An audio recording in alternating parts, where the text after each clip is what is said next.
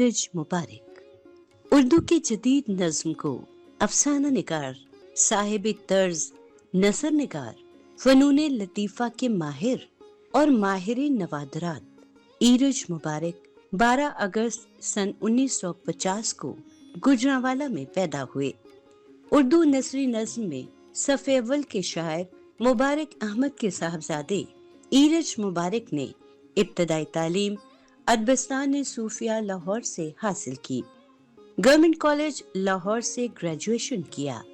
Punjab university से MA economics की सनद ली। इस्लामिया कॉलेज सिविल लाइंस से एलएलबी की सनद हासिल की। यूनिवर्सिटी ऑफ वेल्स से इंटीरियर और एक्सटीरियर डिजाइनिंग में तालीम पाई। लम्स से फिल्म मेकिंग में ग्रेजुएशन की। ईरज मुबारक ने पंजाब टेक्स्ट बुक बोर्ड की मुलाजिमत से अमली जिंदगी का आगाज किया। कुछ अरसा पाकिस्तान टेलीविजन से मुंसलिक रहे, फिर इंटीरियर डिजाइनिंग के शोबे में कदम रखा।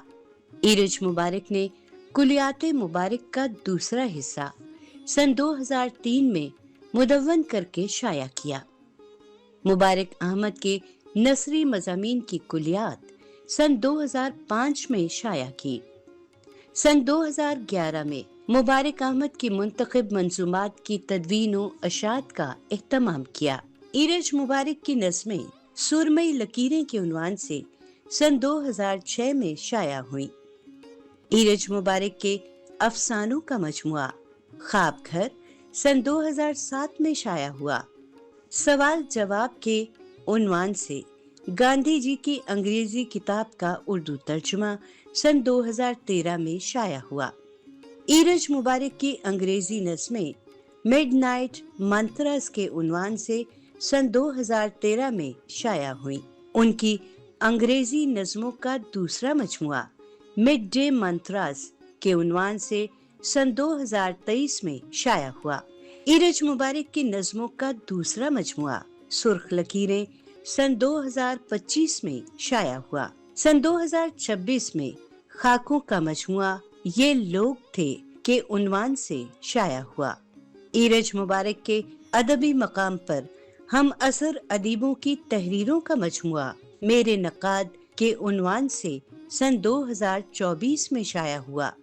ईरज मुबारक ने मुबारक विरसा घर के नाम से एक ट्रस्ट कायम किया है, जबकि अपनी मरहूमा दादी की याद में हया हाउस के नाम से बच्चों का एक स्कूल भी कायम किया है। आदाब। पाकिस्तान टेलीविज़न के प्रोग्राम सदरंग में आज हमारी तीसरी नशस्त है मुमताज़ नज़म गो, उर्दू के सफ़े अव्वल के नसर निगार, माहिर नवादरात, साहिब तर्ज नसर निगार और फनून लतीफ़ा के माहिर मोहतरम ईरज मुबारक से। गुज़श्ता 2 नशस्तों में हमने मोहतरम ईरज मुबारक से दरअसल उस लाहौर की बाज़ आफरीनी करना चाहिए जो उन्होंने देख रखा है कमोबेश 70 बरस तक। और आज हम बात करेंगे ईरज मुबारक साहब के अपने तख्लीकी काम पे, उनकी नज़म पे, उनके अफसाने पे, उनकी नसर पे और उनका जो कंट्रीब्यूशन है इस अहद में उर्दू अदब में, उसका कुछ जैसे कहना चाहिए कि कुछ अहाता करने की कोशिश करेंगे, उससे कोई जगह एलोकेट करने की कोशिश करेंगे। ईरज भाई आदाब। आदाब। हज़रत आपका जो अफसानों का मजमुआ है ख्वाब घर, ये 2007 में आया जी, और नज़मों का, नसरी नज़मों का पहला मजमुआ सुरमई लकीरें ये 2006 में आया जी। क्रोनोलॉजिकली आपने अफसाना लिखना पहले शुरू किया या नज़म, ये शौरी सतह पे? देखो, वो तो मैंने आपको गुज़श्ता प्रोग्राम में बताया था कि सूफ़ी साहब के कहने पे मैंने कहानी लिखी थी, लेकिन नज़म भी मैंने जो है वो जो शुरू में सभी पाबंद लिखते हैं तो वो नींद के मत वालो जागो, वो नज़म भी मेरी जो है वो शाया हुई थी, वो भी तालीम व तरबियत में और बाद में अदब लतीफ़ में शाया हुई। तो दोनों एक बराबर ही हैं। मैं अगर बहुत पहली लाइन कहूँ तो जो मैंने 5-6 बरस की उम्र में लिखी थी कि भगवान कभी इंसान बनकर देख, वो मैंने कमरे में लिख के लगाई हुई थी। वो तो बहुत अर्ली थी, वो गवर्नमेंट साहब, मुझे मैं नहीं कह सकता कि आपकी आवाज़ में भगवान ने कान धरे या میری آواز پہ میرے ابا نے کام دھرے، مبارک احمد نے، اور وہ بہت ضروری تھا میرے لیے، اور ان کے دوستوں نے دھرے، آپ وہ اس سے زیادہ ضروری تھا۔ بھگوان ہی سمجھیے۔ یہ فرمائیے کہ جو آپ کے افسانے ہیں یہ تجریدی رنگ لیے ہوئے ہیں، اور ان میں جو 70 کی دہائی کے آخری برس ہیں ان کا سیاسی جبر، گھٹن، اور پھر ان دونوں سے راستہ نکلتا ہے تخلیق کار کی ذات کے اندرون کی طرف، آپ اس طرف آپ نے سفر کیا ہے۔ آپ کو انتظار حسین نے جو آپ پہ تحریر لکھی اس میں خبردار کیا تھا کہ جب آپ زبان کے ساتھ کھیل رہے ہوں تو آپ نے لسانی تشکیلات والوں کے انجام سے انتباہ کیا تھا آپ کو کہ خبردار رہنا ہے۔ میں نے دیکھا کہ جو آپ کی نثر ہے، اگرچہ اس میں آپ اسم اور فعل دونوں میں کچھ اپنا رنگ دکھاتے ہیں، لیکن غرابت نہیں ہے اس نثر میں، جیسی غرابت ہمیں کچھ آپ کے دوسرے سینئر ہم اثر لوگوں میں جو لسانی تشکیلات کے بانی مبانی کہلاتے تھے، افتخار جالب ہوئے، قمر جمیل ہوئے، ظفر اقبال ہوئے، ویسی غرابت آپ کے ہاں نہیں ہے، حتیٰ کہ انور سجاد جیسی بھی نہیں ہے۔ تو کیا آپ نے شعوری طور پہ اپنی زبان کے بارے میں کچھ حدود، کچھ لکیریں، کچھ فالٹ لائنز مقرر کی تھیں جب آپ نے لکھنا شروع کیا؟ دیکھیے، میں جو بھی لکھتا رہا ہوں اس کا سب سے پہلا قاری تو میں ہوں، اور اگر لکھا ہوا مجھے سمجھ نہیں آ رہا تو اس کو جو ہے وہ کسی کو سنانے کا مجھے تو بات سمجھ میں نہیں آتی۔ آپ کہہ سکتے ہیں کہ میری اردو کی جو لغت ہے وہ جو لغت ہے جو افتخار جالب کی ہے یا سویہ حجہ کی ہے یا اور لوگوں کی ہے، وہ لغت شاید میرے پاس نہیں ہے۔ ابا کہا کرتے تھے کہ انہوں نے کوئی لغت جو ہے وہ کھرل کر کے جو ہے وہ پھیری ہے اور وہ پھر جلا دی ہے اس کے بعد، یا کھرل کرنے کے بعد تو وہ ختم ہی ہو گئی۔ میرے پاس جو لفظ تھے وہی میں نے استعمال کیے، اور وہ جب کوئی واردات آپ پہ ہو تو وہ لفظ جو کہیں بہت بہت دبے ہوئے ہوتے ہیں وہ نکل آتے ہیں۔ میں نے ایک دفعہ 3 لائنیں لکھی کہ دوران ہجرت گم وہ گماشتہ ہوں جو اپنا کام بھول گیا۔ اب یہ میں روزمرہ کی زبان میں تو میں استعمال نہیں کرتا، تو آبسن منٹو ہمارے دوست بھی ہیں، ابا کے دوست بھی ہیں، تو میں نے ان سے جا کے پوچھا کہ یہ کہاں سے؟ تو انہوں نے کہا لفظ جانتے تھے؟ میں نے کہا استعمال کیا تھا نہیں۔ تو انہوں نے کہا یاداشت پہ جو ایک آپ کی انسٹنٹ میموری سٹوریج ہے اس پہ جب بھرپور دباؤ پڑتا ہے تو لفظ نکل آتے ہیں، تحت شعور سے نکل آتے ہیں۔ شعور سے نکل آتے ہیں۔ تو میں نے ایسا ہی لکھا ہے۔ آپ نے نثری نظم میں اپنا ایک رنگ پیدا کیا ہے۔ آپ کے والد کا بار بار حوالہ آتا ہے، اس کی سامنے کی وجہ تو یہ ہے کہ اردو میں نثری نظم کے بانیوں میں ان کا شمار ہوتا ہے، لیکن آپ کو پڑھتے ہوئے مجھے احساس ہو رہا تھا کہ آپ کی جو نثری نظم ہے یہ مبارک احمد کی نثری نظم اور ذات ڈار کی نظم کے بیچ کا کوئی راستہ ہے۔ یہ تاثر جو ہے یہ دیکھو، ایک تو میری ذات میں ہے کہ میں پڑھتا سب کو ہوں، اثر لینا شاید میری جبلت کا حصہ نہیں ہے، اور جب آپ کی جبلت میں یہ نہ ہو کہ آپ 20,000 اشعار یاد کریں اور 2500 کہانیاں یاد کریں، اور اس کا تقاضا کیا ہے، یہ کہانی کا، افسانے کا تقاضا کیا ہے، وہ میرے پیش نظر کبھی نہیں تھا۔ میں تو قرۃ العین حیدر کی بات مانتا ہوں، میں بلکہ موسیقی روشن آرا بیگم کی بات مانتا ہوں کہ راگ یا چیز وہ فارم وہ ہے جو پڑھنے کے بعد دوسرا فیصلہ کرے یہ کیا فارم ہے۔ میں فارم سمجھ کے میں ایک 9 انچ بائی 4.5 کے سانچے میں ایک اینٹ کیوں بناتا جاؤں، میں نے وہ نہیں کیا۔ سو اثر میں نے نہیں، میرا خیال ہے کہ شاید میں نے اثر نہیں دیا، اس لیے وہ آپ کو بیچ کی لگ رہی ہے۔ صحیح کہہ رہے ہوں گے آپ۔ آپ کی نظموں میں جو آپ کی شخصیت ہے وہ بہت منفرد استعاروں، علامتوں اور تراکیب کی صورت میں ظاہر ہوتی ہے۔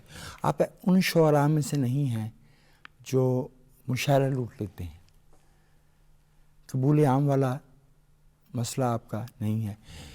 قبول عام سے ہٹ کے ایک تخلیق کار کے لیے اپنی ذات کے جو تقاضے ہیں، اپنے اظہار کے جو تقاضے ہیں، انہیں پورا کرنے سے کیا کمحقہ تسکین جو داخلی ہونی چاہیے وہ ہو جاتی ہے؟ ارے واہ حضور، بالکل.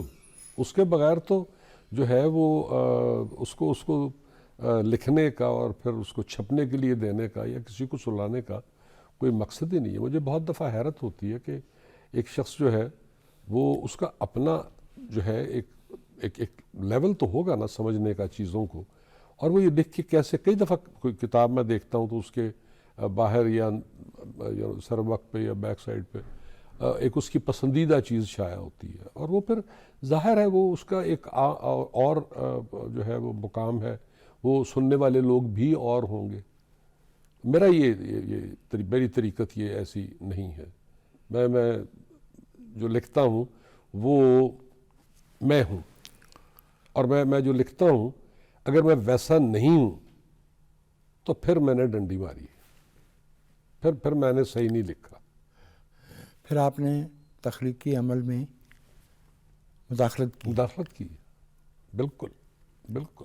بدیانتی والا لفظ آپ نے بہت اچھا استعمال کیا، بہت بڑھیا. اس پہ آپ کی نظموں کا جو دوسرا مجموعہ تھا وہ سرخ لکیریں کے نام سے، جی اگر میں غلطی نہیں کرتا تو 2025 جی 2025 میں جی شائع ہوا. جب آپ کا پہلا مجموعہ آیا تھا 2007 میں سرمئی لکیریں، تو اس پہ جو تحریر افضل توصیف نے لکھی ہے اس میں انہوں نے پیش بینی کی تھی کہ ہو سکتا ہے آپ آگے چل کے سرخ لکیریں بھی لکھیں. اب ہم نے افضل توصیف کو دیکھا ہے، پڑھا ہے، سنا ہے. She was a very pronounced voice of resistance in our times, اور وہ ایک خاص نظریاتی رنگ لیے ہوئے تھے. جی بالکل. جب آپ دوسرے مجموعے کا عنوان طے کر رہے تھے تو کیا آپ کے تحت شعور میں in the back of your head کیا افضل توصیف کی وہ پیش بینی کہیں ایکو کر رہی تھی؟ بعض کش اس کی موجود تھی جو آپ نے اس کا واقعی جو ٹائٹل ہے وہ سرخ لکیریں ہی رکھا؟ دیکھو، میں جب بھی کوئی نظم لکھتا ہوں، کہانی لکھتا ہوں، تو وہ ختم کرتے ہی اس کا عنوان جو میرے دماغ میں آتا ہے میں لکھ دیتا ہوں، اور اسے کبھی بدلتا نہیں ہوں. سرخ لکیریں ان کا کہا ہوا میرے پہ حاوی نہیں تھا کہ میں ان کے اس ٹائٹل کے اوپر پورا اتروں. ایک ڈیو رسپیکٹ دینا، جس طرح میں کتاب جو ہے وہ اپنی دادی اور ابا کے نام کرتا ہوں، تو ویسے ہی یہ جو ہے میں نے ان کے کہے پہ اس کا نام جو ہے وہ ایک خواہش یوں سمجھو کہ پوری کر دی ان کی میں نے. ادروائز وہ جو ہے وہ آپ پڑھنے کے بعد اگر اس کا آپ عنوان جو ہے وہ سبز لکیریں سمجھ لیں یا ان سنی ان کہی لکیریں، کوئی بھی آپ کر لیں، اس سے کوئی. میں لوگوں سے جب ملتا ہوں تو میں ان کا جب اگر نمبر سیو کروں تو میں اس کے آگے بھی فوراً ایک لفظ لکھتا ہوں جو جس سے وہ یاد آ جائے کہ انصاف سے کہا. ہاں، اگر اس نے کچھ ایسا کیا ہے، صحیح کہا ہے، لکھا ہے، تو بس. غفران بشیر صاحب نے میرے نکات کے عنوان سے ایک مجموعہ مرتب کیا جس میں آپ کے کام کے بارے میں ہمارے بہت سے سربراہ وردہ تخلیق کاروں کی تحریریں شامل ہیں. اس میں شیون حنفی ہیں، انتظار حسین ہیں، احمد عقیل روبی ہیں، عابد حسن منٹو ہیں. ان میں سے کم و بیش ہر لکھنے والے نے آپ کے کام کی جو تعبیر کی ہے، جو توجیہ کی ہے، اس میں کوئی ایسا منفرد زاویہ دریافت کیا ہے جو باقیوں نے نہیں کیا.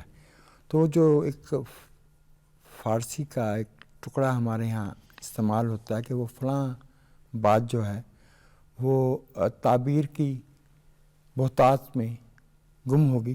آپ کو بھی یہ احساس ہوتا ہے کہ اتنی بہت سی کئی جگہ پہ باہم متصادم آراء آپ کے کام کے بارے میں جو آئی ہیں، اس میں کہیں جو ہے وہ پریشان نہ ہو جائے آپ کا تخلیقی آواز، آپ کا جو اظہار؟ مجھے خالد احمد کی چند لائنیں بہت پسند ہیں، very dear to, very close to my heart. انہوں نے میرے بارے میں لکھتے ہوئے، اور وہ بلکہ میں نے جو ہے دریافت کیا ان کے انگریزی میں لکھتے تھے وہ اب ویسے وہ اردو بھی بہت اعلیٰ پائی گئی بڑے ہاں لیکن لکھا انہوں نے مضمون جو میرے پہ جو انہوں نے لکھا 2 دفعہ لکھا وہ آدھے پیج کا وہ انگلش اخبار میں ہی چھپا. اس میں انہوں نے یہ کہا کہ میں ہاف ٹروتھ پہ بلیو کرتا ہوں یا ہاف ٹروتھ کا آدمی ہوں. دیکھو کئی چیزوں کے بارے میں تو آپ کہہ سکتے ہیں کہ یہ پتھر ہے یہ 1 کلو کا ہے. آپ کسی خیال کے بارے میں اس کو گرامز میں آپ اس کو نہیں تول سکتے. رائٹ. اور اس میں انہوں نے ایک اور لائن لکھی جس میں انہوں نے کہا کہ یہ برف توڑنے والے تیشے سے چیزوں کا جواب دیتا ہے. تو مجھے لگتا ہے کہ برف توڑنے والے تیشے سے تو ٹراسکی کا سر بھی توڑا گیا تھا. ایگزیکٹلی وہ آئس بریکنگ ہوئی تھا. تو میں نے جیسے گزارش کی نا کہ میں جو ہوں آپ میری یہ کتابیں جو ہیں ان میں سے کوئی مجھے ایک ٹکڑا پڑھ کے سنائیں نظموں میں خاص طور پہ جو آپ کوئی میرے جاننے والوں میں مجھ سے آپ پوچھیں کہ یہ تم ویسے نہیں ہو. میں ویسا ہوں. میرا خیال ہے اور یہ مجھے روبی نے بھی کہا مجھے انتظار صاحب نے بھی کہا مجھے سبھی دوستوں نے کہا مسعود اشر نے بھی کہا. خالد صاحب سے نیاز رہا اور بہت شفقت فرماتے تھے اور یہ I can vouch for him now that he is no longer with us کہ وہ ہمیشہ کہتے تھے کہ لائف کی کمپلیکسٹی کو سمجھو. بالکل. وہ اس کے اکہرے پن کے اور اس پہ حکم لگانے کے اس پہ جج کرنے کے مخالف تھے. اور وہ عام طور سے جو عمومی تاثر ہوتا ہے جسے ہمارے بعض دوست جو ہے نا وہ کہتے ہیں زبان زدِ عام بیانیہ وہ زبان زدِ عام بیانیہ سے ہٹ کے بات کہنے والے تھے چونکہ ان کے مطالعے کی اور ان کی فکر کی رینج بہت بالکل زیادہ تھی مشاہدہ بہت زیادہ تھا. تو ان کا ہاف ٹروتھ کا خود کو کہنا جو ہے وہ کسی طرح سے کسر نفسی نہیں تھا. یہ بیان واقعہ تھا یہ حقیقت تھی. دیکھیے یہ جتنے بھی دوستوں نے لکھا ہے میں ایک گزارش کروں کہ مجھ سے شمیم حنفی نے مجھ سے پوچھا کہ بھئی وہ تمہارے بارے میں 3 مضامین لکھے تھے وہ کہاں چھپے. میں نے کہا حضور مجھ سے یہ نہیں ہوتا کہ میں کسی کو جا کے کہوں کہ یہ مضمون مجھ پہ لکھا گیا آپ شائع کر دو. تو اب عمر کے جس حصے میں ہوں تو اس خوف سے کہ وہ ضائع نہ ہو جائے وہ میں نے غفران بشیر سے کہا کہ تم اس کو اچھا کیا. ویسے یہ عمر کا حصہ جو آپ نے یاد دلایا ہے یہ تو میرا تو دل چاہتا تھا کہ میں کہوں کہ عمر جب کاٹ چکوں گا تو شباب آئے گا. وہ سلیم کاشر صاحب پنجابی کے بہت اچھے شاعر تھے. ان کا ایک مصرع ہے جس کا میں چونکہ وہ شعر ہے تو اس کا کیا ترجمہ کیا جائے تھا کہ کون سا پیراک ایسا ہے جو آنکھ کا ایک تالاب پار کر جائے. ایسے نہیں ہوتا زندگی میں ایسے نہیں ہوتا. انتظار صاحب نے چونکہ وہ آپ پہ شفقت بھی بہت فرماتے تھے ایک طرح سے جیسے خرد سے بات کرتے ہوئے کہا جاتا ہے کہا کہ صاحب لکھتے لکھتے ایرج مبارک کو جدید ہونے کی ہڑک اٹھتی ہے. انتظار صاحب کی یہ جو رائے ہے کہ ہڑک اٹھتی ہے اور پھر آپ تھوڑی دیر کے لیے وہ والا بندش باندھتے ہیں فینٹیسی کا شکار ہو جاتا. یہ لکھا انہوں نے ایگزیکٹلی. دیکھو جب انہوں نے یہ لکھا تو مجھے تو اس پہ کوئی نہیں تھا. انہوں نے تو اس کو عنوان بھی رکھا گر پدر نتوانند تو وہ ہاں تو میں نے وہ جو ہے وہ نہیں اس پہ کوئی مجھے اعتراض نہیں تھا. ٹھیک ہے ان کی فائنڈنگ تھی انہوں نے کہا اس کو. مزہ تب آیا جب مجھے فون کیا رضی عابدی نے اور انہوں نے کہا کہ یار تمہاری کتاب چھپی ہے. مجھے بہت دکھ ہوا کہ میں ان کو کتاب دینے کیوں نہیں گیا اتنے ان سے قریبی جو ہے وہ مراسم تھے. تو انہوں نے کہا بہرحال میرے ایک شاگرد نے مجھے لا کے دی تھی اور پھر میں نے اپنی منگوا لی اور آج کالم چھپا ہے دا مسلم میں وہ تم نکال کے پڑھ لو. اور انہوں نے انتظار صاحب کی اس بات کا جواب دیا اور بہت بہت لاجیکلی جواب دیا. اور انہوں نے کہا کہ جہاں وہ اصل کہانی دریافت کرتا ہے یا آپ کو کہانی دیتا ہے وہاں آپ سمجھتے ہیں کہ وہ فینٹیسی کا شکار ہو رہا ہے. پھر 2 بڑوں کی باتوں پہ میں ایسے ہوا. مجھے بھی جب ظفر اقبال صاحب نے کوشش کی ظفر صاحب آپ کو پتہ ہے کہ ہر اچھے فنکار کی طرح ذرا شرارت بھی کرتے ہیں. تو احمد مشتاق صاحب کی اوراق خزانی آئی نا, تو میں نے اس میں سے ایک کالم بھی لکھا اور ایک اقتباس بھی, کچھ ان کے اشعار کا انتخاب بھی دے دیا. ظفر صاحب نے کہا کہ انتظار صاحب سے بہتر وجاہتیں نکالنے ہیں شعر مشتاق صاحب کے. میں نے ان کو پیغام ایک وسیلے میں ایک دوست تھے, ان کے ذریعے کہا کہ صاحب ہاتھیوں کی لڑائی میں مجھے بتلائیے, میں مارا جاؤں گا, چونکہ آپ تو نکل جائیں گے, بچ جائیں گے. اچھا, اس کے بارے میں انتظار صاحب کا کہنا تھا کہ پتہ نہیں بات کرنے میں کیا انہوں نے, مجھے یاد نہیں ریفرنس کیا تھا, تو میں نے کہا صاحب میری تو کسی سے دشمنی نہیں ہے. صحیح. تو کہ لگے یار یہ کسی کی اگر کسی کی کسی سے دشمنی نہ ہو تو اس آدمی پہ تو مجھے شک ہونے لگ جاتا. میں نے کہا دشمنی کے مواقع بہت ہوتے ہیں, لیکن یہ اختیار کہ مجھے دشمنی ہے کسی سے, یہ میں اپنے پاس رکھنا چاہتا ہوں. اور جب اس کو میں اس واقعے کو اور اس بات کو جب ریوزٹ کرتا ہوں تو میری دشمنی جو ہے وہ ختم ہو جاتی ہے. یعنی دشمنی کرنے کا کوئی جواز نہیں ملتا مجھے, اور خاص طور پہ ادب کے معاملات میں تو بالکل. جیسے عام طور سے کہہ دیا جاتا ہے کہ وہ فلاں پہ فلاں کا رنگ ہے, آپ کے ہاں تو ایسا نہیں ہے, بہت خالص داخلی اظہار ہے. منیر نیازی تقابل کیا جائے تو مقبولیت بھی اور فنی اعجاز بھی, معجزہ بھی وہاں, جہاں میری نظر میں تو نیازی صاحب کو سب سے بڑا کمپلیمنٹ تو انتظار صاحب نے پیش کیا جب ان سے کہا گیا کہ آپ شعر کیوں نہیں کہتے. انہوں نے کہا بھائی جو مجھے کہنا ہے منیر کہہ رہا ہے. بالکل. اب وہ منیر نیازی جو کسی کو خاطر میں نہیں لاتے تھے, انہوں نے لکھ کے کہا کہ میں ایرج مبارک کو اپنا فکری جانشین, منیر صاحب کا لہجہ اور ان کی بات کرنے کا ڈھنگ اور ان کی ذات کے بھی ظاہر ہر اچھے لکھنے والے کی طرح ہزار پہلو تھے. تو یہ جو کمپلیمنٹ منیر نیازی صاحب نے آپ کو لکھ کے پیش کیا, آپ کو کیسا محسوس ہوا؟ ارے ایلیویٹڈ ایسے اتنا زیادہ کہ دو ایسی چیزیں ہیں میرے پاس. ایک یہ اور ایک منٹو صاحب کا ایک سکیچ بلراج منرا نے بنایا اور ان کی نظر کیا, لکھا ہوا اس کے اوپر, اور انتظار صاحب نے وہ ایرج مبارک کی نظر لکھ کے مجھے وہ دیا. یار ڈیزرو کرتا ہوں گا میں تو دیا ہوگا, یا میں تعلیق سے کام لے رہا ہوں, لیکن مطلب انہوں نے سمجھا ہوگا کہ یہ ڈیزرو کرتا ہے.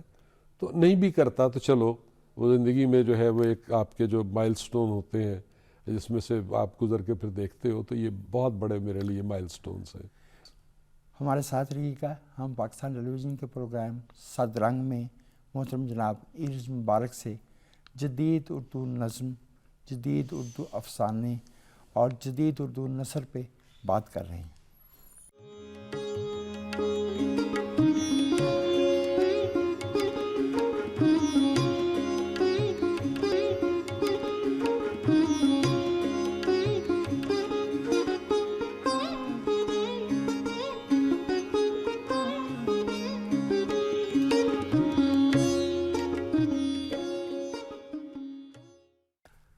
پاکستان ٹیلی ویژن کے پروگرام صد رنگ میں ایک وقفے کے بعد وجاہت مسعود پھر سے حاضر ہے, اور جیسا کہ ہم جانتے ہیں آج ہماری تیسری نشست ہے جو کہ ہمارے معمول سے ہٹ کے ہے.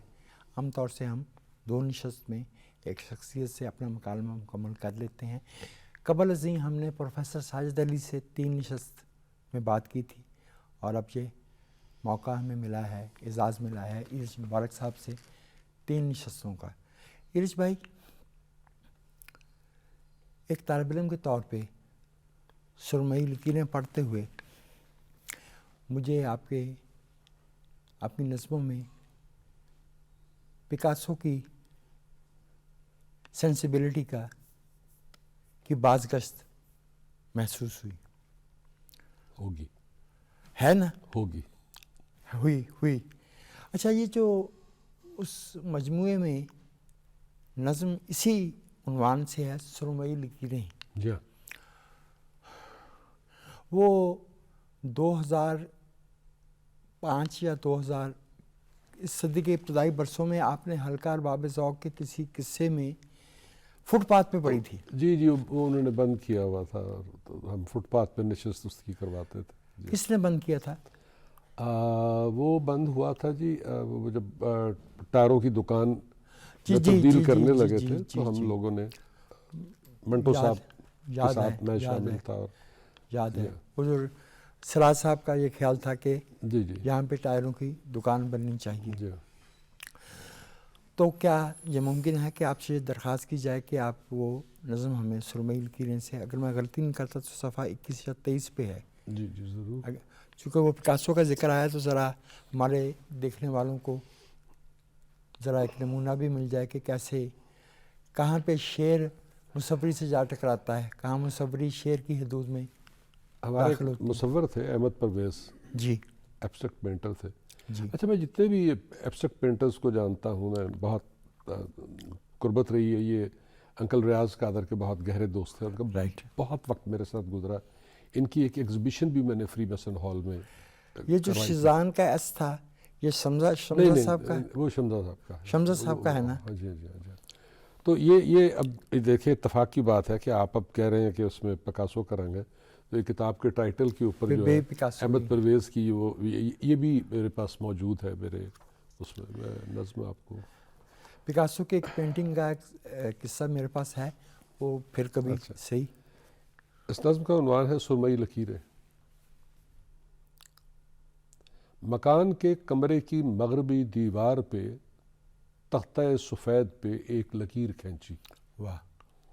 جھجکتے جھجکتے کہیں الٹے پلٹے خم دیے، یوں کمرے اندر اکیلے میں شرمایا گھبرایا مر مٹا. شرمایا گھبرایا مر مٹا. ساتھ رہنے لگا اس کے.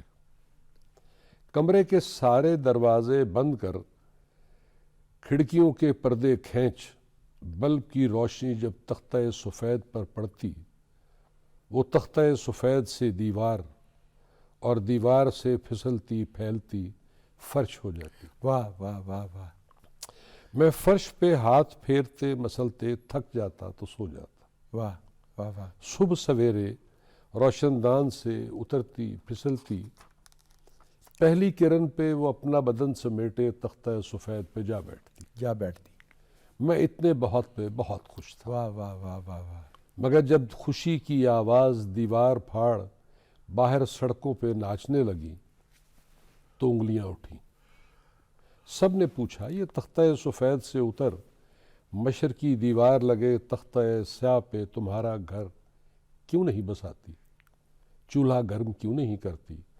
میں کیا جواب دیتا، کیسے بتاتا. تختہ سفید پہ خود اپنے ہاتھ سے کھینچی لکیر کے الٹے پلٹے خموں سے ڈرتا ہوں. اپنے ہاتھ پہ کھینچی گہری سفید لکیر کے تختہ سفید پہ کھینچی سیاہ لکیر کے چھو جانے سے ڈرتا ہوں. میں سرمئی رنگ کی لمبی لکیر کے جنم سے ڈرتا ہوں. واہ واہ واہ واہ واہ. اب جب یہ میں نظم سن رہا تھا تو مجھے اچانک خیال آیا کہ پکاسو ہی کیوں، اس میں تو ڈالی بھی ہے. ہاں تو جو دیکھا ہوگا، پرسویرنس آف میموری. دیکھو جو دیکھا ہوگا، جو پسند کیا ہوگا، جسے اپنی اگین یہ جو بڑا فنکار ہے نا انسٹنٹ میموری سٹوریج میں کہیں دفن ہوگی. ایرج بھائی، یہ جو بڑا فنکار ہے نا، یہ ہماری ذات پہ ایسے اثر انداز ہوتا ہے کہ ہمیں بدل دیتا ہے. جی یہ ہماری ذات کا، ہمارے عہد کا حصہ بن جاتا ہے. اسی لیے وہ بڑا، اسی لیے وہ عظیم کہلاتا ہے کہ وہ اس نے انسانوں کے اندر وہ پہلو دریافت کیے ہوتے ہیں جو عام آنکھ کو، غیر تربیت یافتہ آنکھ کو نظر نہیں آتے. یہ ایسا ہی مجھے بات یاد آ گئی کہ پکاسو کی جو آخری جو ایگزیبیشنز تھیں، مجھے یاد نہیں کہ بالکل آخری ہے، اس سے پہلے کی، اس پہ ایک نقاد نے اس سے کہا کہ یہ کسی بچے کی بنائی ہوئی تصاویر لگتی ہیں. اس نے کہا it took me 82 years. یس. وہ بچہ، وہ معصومیت تلاش کرنے میں. اسپین میں گاؤں کا ساتھی تھا بچپن کا، اس نے یہ کہا تھا کہ you draw like a child. بالکل. And he said it has taken me 72 years to learn how to draw like a child. اچھا شاعری کا یہی لطف ہے کہ اب آپ نے یہ دیکھا ہے، مجھے علم نہیں تھا، مجھے علم ہونا بھی نہیں چاہیے. اگر مجھے علم ہو تو پھر اس کے اندر جو ہے مصنوعیت آتی جائے گی، تسنن آ جاتا ہے تصنع آ جاتا اور اس کی تاثیر کم ہو جاتی ہے. ہے ظاہر. آپ نے نثری خاکوں کا مجموعہ، یہ لوگ تھے. نصر اللہ خان عزیز صاحب کی خاکوں کا مجموعہ تھا کیا قافلہ جاتا ہے، تو آپ نے عنوان رکھا یہ لوگ تھے. مشتاق احمد یوسفی صاحب کی آب گم کا پہلا باب حویلی، اس کی آخری لائن یہ چھوڑ کے آئے ہیں. بنیادی خیال، بنیادی تاثر ایک ہی ہے. آپ نے اس غالباً وہ کوئی 21 تحریریں ہیں، شاید خود کو قصہ باف، قصہ بننے والا قرار دیا ہے. یہ خود نوشت کے رنگ میں لکھے ہوئے خاکے ہیں. کیا آپ سمجھتے ہیں کہ ان خاکوں کی صورت میں آپ نے اپنی خود نوشت لکھ لی ہے؟ کیونکہ وہ تمام نام، وہ تمام تاثرات جو آپ کی ذات کا بنیادی رنگ بنے، وہ تو خاکوں میں آ گئے ہیں. کیا خود نوشت مکمل ہوگی؟ میں اپنے نزدیک کبھی اتنا اہم نہیں رہا کہ میں اپنی ذات کے بارے میں کچھ لکھوں. جی. میرے لیے آپ نے اگر دیکھا ہو تو ان تمام قصوں میں کہیں کسی عمارت کا، کہیں کسی سڑک کا ذکر نہیں ہے. میرے نزدیک لوگ ہی اہم ہیں. اور یہ خاکے میرے نزدیک یہ خاکے نہیں ہیں، میرے نزدیک یہ قصے ہیں. ان کی کسی نہ کسی ایسی چیز پہ مبنی جس نے مجھے جو ہے وہ مجھ پہ اثر کیا. اب اگر کوئی کل کو یہ قصے پڑھتا ہے اور وہ اس شخص کو نہیں جانتا اور پھر بھی قصہ اس کو قصہ لگتا ہے تو پھر میں کامیاب ہوں. اور اگر وہ ان کو نہیں جانتا اور اس کو لگے کہ یہ پڑھنے کے لیے بیکار ہے، جس طرح غالب کو جو میں نے ایک قصہ غالب کا جو لکھا ہے اور اس میں ان کو جتایا ہے کہ ان کی اماں کشمیری تھیں اور بعد از مرگ تو اب وہ بھی کشمیری ہوں گے، ان سے ایک رشتہ باندھا ہے میں نے. تو اس میں یہ خاکہ شاید میں اس کا بالکل وہ مجھے ادراک نہیں ہے کہ میں کہوں کہ یہ خاکے ہیں، لیکن میں نے خاکے مجھے نہیں لگے، مجھے یہ قصے لگے ہیں اور مجھے یہ کہانیاں لگی ہیں، مجھے یہ افسانے لگتے ہیں. مجھے درست فرمایا. کوئی 8 برس پہلے آپ نے مجھے اپنی 2 تحریروں سے نوازا تھا جو مزنگ کے اس خاص جی لاہور کے اس خاص جی کلچر کی جی جی عکاسی تھی، جی جی جس میں آپ نے اپنی بچپن اور نوجوانی گزاری ہے. اس میں بھی یہی رنگ تھا کہ قصے تھے. بالکل بالکل. دیکھیے اب سیگا متکلم غائب تھا. دیکھیے اب آپ سائیں مرنا کو نہیں جانتے مثال کے طور پہ، آپ سائیں اختر حسین کو نہیں جانتے. اب اس میں تانے ہیں اور اس پہ ایک تارا جو بجتا ہے اس کا اثر میں آج بھی محسوس کر سکتا ہوں. اگر وہ پڑھ کے آپ کو اثر محسوس ہوا ہے تو میں کامیاب ہوں، اور اگر وہ اثر نہیں ہوا آپ پہ تو نہیں کامیاب. ایسا اس میں ذکر آیا ہے ایرج بھائی، جہاں آپ گھر سے کچھ گروسری لینے گئے ہیں اور وہاں پہ وہ بلیک بورڈ پہ سکور لکھا ہوا ہے اور غالباً سعید 99 پہ ہیں اور حنیف ہاں. اور آپ خوش ہیں کہ جب تک آپ گھر پہنچے وہ ابھی 99 ہی پہ تھے. اب یہ حقیقت ہے، یہ قصہ بنتا ہے سنانے کے انداز سے. اچھا میں ایک ذاتی بات کر لوں. بسم اللہ. حضور اگر میرے بس میں ہوتا تو میں صرف قصہ گو ہوتا.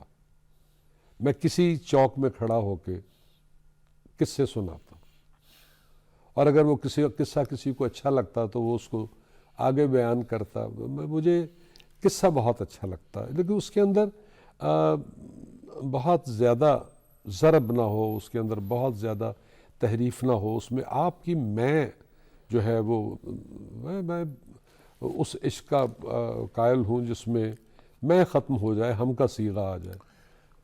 یہ اب یعنی کوئی ارادے سے باندھ کے تو یہ نہیں لکھی. یہ تو فنا فی ذات کا مرتبہ ہے نا. ارادہ تو یہی تھا. دیکھیں میں اچھا آپ فرماتے ہیں کہ آپ کو موقع ملتا تو آپ قصہ گو ہوتے. جو آپ کے پڑھنے والے ہیں ان میں یہ نیازمند بھی شامل ہے. اچھا. اس کا تاثر کچھ اور ہے. اس کا تاثر یہ ہے کہ اگر آپ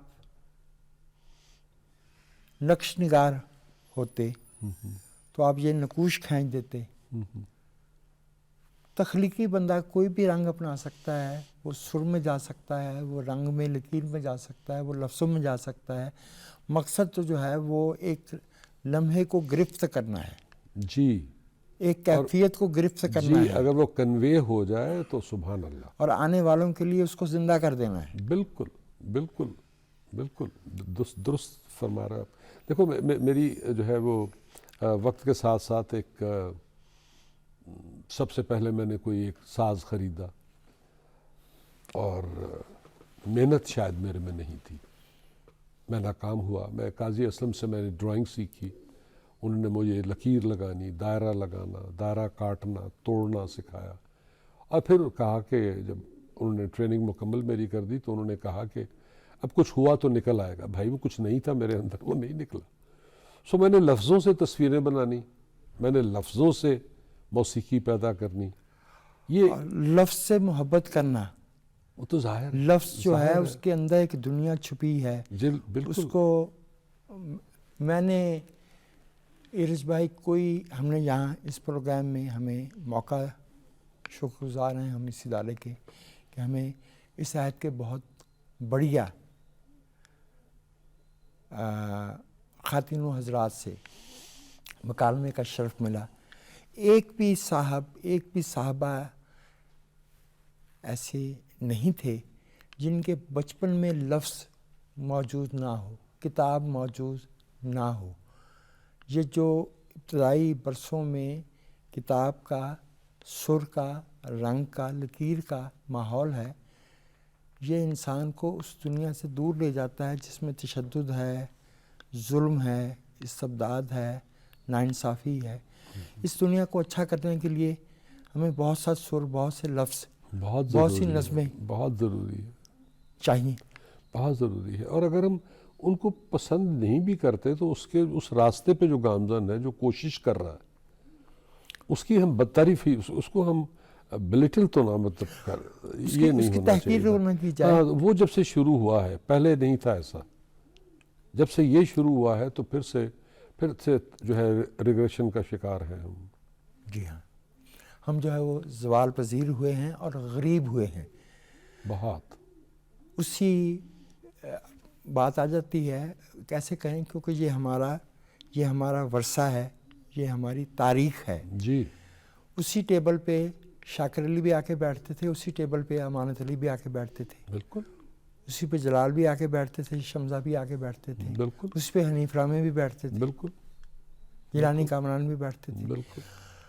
حلقہ ارباب ذوق ایک طاقتور، توانا تہذیبی ادارہ، اگر میں غلطی نہیں کرتا تو 1939 یا 40 میں اس کا آغاز ہوا، اور آپ کے والد اس کے بانی اراکین میں شامل تھے.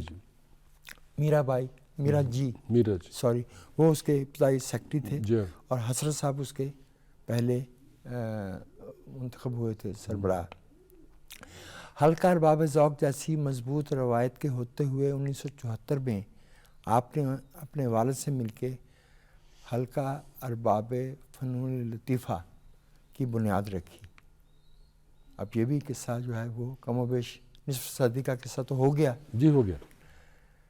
ضرورت کیوں پیش آئی؟ کیا کمی تھی حلقہ ارباب ذوق میں؟ دیکھیں، میں نے ابا کے ساتھ جو ہے مل کے شروع نہیں کیا تھا. ابا نے مجھ سے بات کی کہ یار اس طرح سے حلقہ ارباب ذوق میں جو مصنف ہے اس کو بولنے کا حق نہیں ہوتا. جی. پھر اس کی جو کتاب آتی ہے تو اس زمانے میں کتابوں پہ وہاں پہ جو ہے وہ محفل نہیں ہوتی تھی. تو میں ایسا کرنا چاہتا ہوں تو تم شامل ہوگے؟ میں نے کہا جی ضرور. تو ابا کے جانے تک میں ان کے ساتھ شامل تھا. میں ان کے جانے کے بعد 25 برس گزر گئے ہیں، آج بھی ان کے ساتھ شامل ہوں. 2001 میں جب دعوت نامہ بھیجتا ہوں تو اس کے نیچے اویٹنگ یا منتظر لکھا ہوتا. میرا کوئی عہدہ یا کوئی ایسی چیز نہیں ہے. اس میں انہوں نے کہا کہ انریٹن کانسٹیٹیوشن کہ ہم اپنی کبھی کوئی چیز نہیں پڑھیں گے. صحیح. میں نے آج تک اپنی کوئی چیز اس کے اندر نہیں پڑھی. تو یہ اس کا ایک مقصد یہ تھا. اور سب سے پہلی جو 1-2 سیشنز کے بعد جو میرا خیال ہے جو نشست ہوئی وہ کشور ناہید کی گلیاں دھوپ دروازے سے ہوئی, جس میں سبھی, آپ نام لے لیجئے, سبھی لوگ موجود تھے. اور پھر اس ادارے کو یہ بھی اعزاز رہا کہ انتظار صاحب, مسعود اشر, اکرام اللہ, منیر نیازی, اب نام لے لیجئے بر صغیر کے, شاہد امید, شمیم حنفی, جب بھی لاہور تشریف لائے تو یہ لوگ اس میں شامل ہوتے تھے. جی. اور ان کو فون نہیں کیا تھا میں نے کبھی. ابا کرتے تھے, میں نے 25 سال میں فون نہیں کیا. ان لوگوں کو پتا ہوتا تھا. ایون انتظار حسین کا مجھے فون آیا تھا بھئی اس بار کیا ہے سیشن میں. کوئی ایک تصویر نہیں ہے سیشن کی جس میں وہ موجود نہ ہو. اور جمعرات کے دن ایک ہماری محفل لگتی تھی ابا کے وقتوں سے. اس میں جو آخری اراکین تھے وہ خالد احمد, مسعود اشر, انتظار حسین, اکرام اللہ, اور کبھی کبھار پھر اور بھی لوگ آ جاتے تھے. جی ہاں. لیکن یہ طے تھا کہ جمعرات کو جو ہے وہ ہم اکٹھے ہوں گے. اور آخری دم تک یہ لوگ اپنے اپنے آخری دم تک جو یہ سبھی آتے رہے. چراغوں کا دھواں میں انتظار صاحب نے جب امروز بکھرا اور حسرت صاحب کو ایک مہربان کی مہربانی کے باوجود خارج کیا گیا امروز سے, تو انتظار صاحب نے جملہ لکھا ہے کہ وہ مرغی کے بچوں کی طرح اپنے جونیئر صحافیوں کو ساتھ ساتھ لیے پھرتے تھے. آپ بھی کبھی لے کے ٹیمپل روڈ پہ بیٹھ گئے, کبھی نارنگ میں بیٹھتے رہے طویل عرصہ, پھر جو ہے وہ اس میں چلے گئے.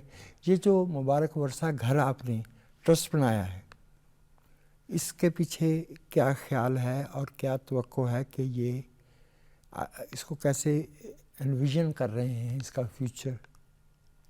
دیکھو مجھے شروع سے جو ہے, کیونکہ میں ایک ایسے گھر سے آیا ہوں جو میں آپ کو گزارش کر چکا ہوں گلشن سرائے سے, جس کے 3 تختے تھے اور 3 باغ تھے, اور وہ ہم ہندوستان میں چھوڑ کے نہیں آئے, وہ گجرات میں تھی. جی. تو ایک تو یہ پرانی چیزیں مجھے اچھی لگتی تھیں, اور پرانی چیزیں مجھے کہانیاں سناتی ہیں, مجھے کبھی وہ بے جان نہیں لگتی. صحیح. اس کے بعد جب وہ بھٹو صاحب نے سب کچھ نیشنلائز کر لیا تو بھی میں نے اپنی یہ چیز جاری رکھی. کہیں کوئی پھینکتا تھا میں اٹھا کے لے آتا تھا. پھر میں نے جو ہے وہ ایک لوڈر لیا شروع میں, سنگل کیبن والا ڈاٹسن کا, مجھے یاد ہے ابھی اس کا نمبر بھی یاد ہے مجھے. وہ جہاں کہیں لکھا ہوتا تھا ملبہ برائے فروختہ حضور, میں وہاں پہنچ جاتا تھا. تو اکثر تو جو ہے وہ لوگ چیزیں ویسے ہی دے دیتے تھے. تو میں نے لاہور کے ملبے سے وہ گھر بنایا. اب اس پہ جو ہے وہ اخوت کی ٹیم جو ہے وہ پورا ریسرچ کر کے ایک پوری امجد ثاقب صاحب کے جی امجد ثاقب صاحب جی وہ سارا اس پہ کام کر رہے ہیں. 50-1 صفحے تو انہوں نے کر بھی لیے ہیں, مہر گڑھ کی چیزیں اور چیزیں. تو یہ جب سارا اکٹھا ہو گیا اور مجھے احساس نہیں ہوا کہ کب میں عمر کے اس حصے میں آ گیا. تو یہ میں نے بچپن سے سنا ہے کہ جب جائیں گے تو ہاتھ خالی ہوں گے, کفن سے وہ باہر یہ وہ. لیکن میں نے سب کو, اب اس میں سے ظاہر ہے آپ منہا کر دیجئے اپنے جیسے لوگوں کو, انتظار صاحب جیسے لوگوں کو, مبارک احمد جیسے لوگوں کو, ان کو منہا کر دیجئے. ان کو میں نے کہتے بہت سنا ہے لیکن ان کو مصروف میں نے اسی عمل میں پایا. تو مجھے تو واقعی طریقہ سمجھ نہیں آیا. تو پھر میں نے ان تمام چیزوں کا جو ہے وہ ایک ٹرسٹ بنایا اور پھر اس کو ڈونیٹ کیا لیگلی. اور اب جنید جو ہے وہ پورا جو ہے وہ ساتھ دے رہے ہیں, اور اس میں جو ہے وہ ایک بورڈ ہے جو اس کو چلاتا ہے. اس میں میرا جی کی ہاتھ کی لکھی ہوئی بے شمار چیزیں موجود ہیں. اس میں ہلکا اباب ذوق کا ہاتھ کا لکھا ہوا میرا جی کا درست کیا آئین موجود ہے. جس طرح آپ نے وہ بلراج منرا کی, پھر سعد حسن منٹو کی کہانیوں پہ بنے ہوئے سکیچز اور بہت سے بہت. مجید امجد کی لکھی ہوئی منٹو ان کے سواد خط میں ان کے ہاتھ سے لکھی ہوئی کہیں سے مل سکتی ہے؟ میرے علم میں نہیں ہے. میرے پاس اب تک جتنی چیزیں ہیں اور لوگ کہتے ہیں کہ دیکھیں آپ میرے گھر میں داخل ہوں تو سامنے آپ کو جو ہے جو پانی نکالنے کی نکاسی کے لیے جو لگے ہوں گے شیر، وہ ایرک سپرین کے گھر کے ہوں گے. جو لکڑی کا گیٹ جو ہے جس کی جو چپٹیاں ہوں گی تو وہ ڈاکٹر جہانگیر کے گھر کی ہوں گی، جہانگیر خان کے گھر کی ہوں گی. تو اس طرح چیزیں اکٹھی کرتا رہا اور اسی سے گھر بنایا. ماربل بھی سارا جو ہے وہ اٹالین اور اسپینش گھروں سے نکالا ہوا، اور اس کو میں نے کہیں سے پالش بھی نہیں کروایا.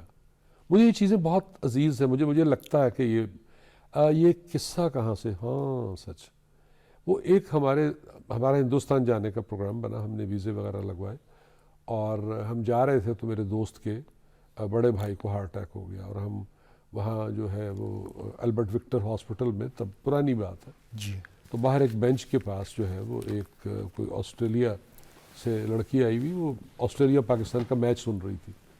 تو ہم بھی اس کے پاس بیٹھ کے جو ہے وہ اسے کمنٹری سن رہے تھے، رات کا وقت تھا. تو میں نے ایسے نیچے، مجھے وہ بینچ کے نیچے جو ہے وہ دھیان پڑا، تو پھر میں نے وہ لائٹر جلا کے دیکھا تو وہ کسی دیوی کا تحفہ تھا اس ہاسپٹل کو. پھر میں دوسرے بینچ پہ گیا، پھر ادھر گیا ادھر، وہ تمام تحائف تھے لوگوں کے جو انہوں نے دیے ہوئے تھے. تو پھر مجھے تھوڑا سا احساس ہوا کہ یار یہ خود بھی جو بھی ایک ہے.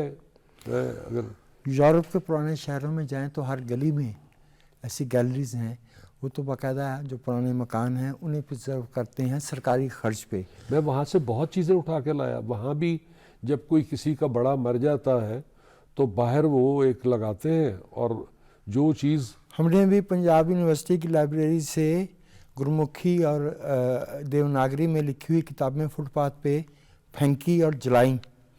تو یہ کتنی تکلیف آپ کو ہو رہی ہے یہ کہتے ہوئے، تو اس کو ایک بچانے کی صحیح ہے. پھر یہ ہے کہ چلو آنے والے وقتوں میں جو ہماری وہاں پہ محفل ہوتی ہے حلقہ ارباب فنون لطیفہ کی، جیسے ہم بات کر رہے ہیں گزرے ہوں کی زمین پہ لے گا کوئی میرا نام، آخری بار بھائی ارج آپ نے ہمیں ایک اور دنیا میں لے گئے، اور تہذیب کی، شعر کی باتیں ہوئیں، اور ان لوگوں کی باتیں ہوئیں جن کے بارے میں شیکسپیئر نے کہیں کہا ہے، غالباً میکبتھ میں ہے، جب وہ ڈنکن میکڈف کو تسلی دیتا ہے نا، جس کے بیوی بچے مارے گئے ہیں، bear it like a man. وہ جواب میں کہتا ہے that I will but I must also feel it like a man. How can I forget that such things were and were most precious to me. تو یہ آپ precious چیزیں جو ہے جو جمع کر رہے ہیں. our best wishes کہ یہ ہماری جو قوم ہے یہ ان چیزوں کی اہمیت کو پہچانے، یہ اس بات کو پہچانے کہ ایک بڑے پلازا میں اور ایک بڑی کتاب میں کیا فرق ہوتا ہے، بہت فرق، اور کون سی چیز کتنی قیمتی ہے. یہ چیزوں کی قدر پیمائی سیکھ پائے. That is our dream and our best wishes for that.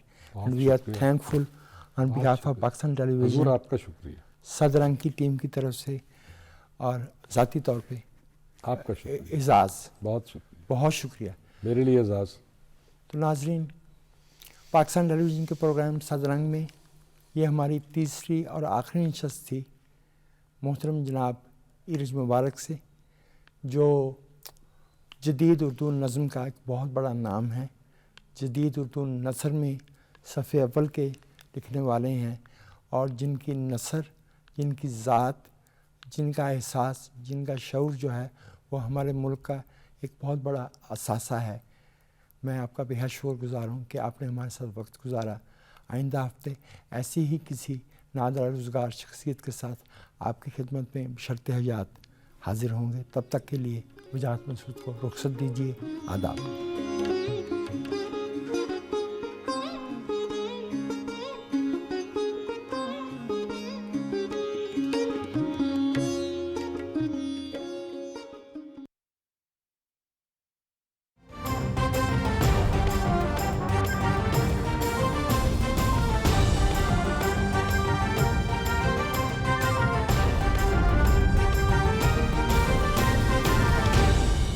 درست، ہر وقت، بر وقت.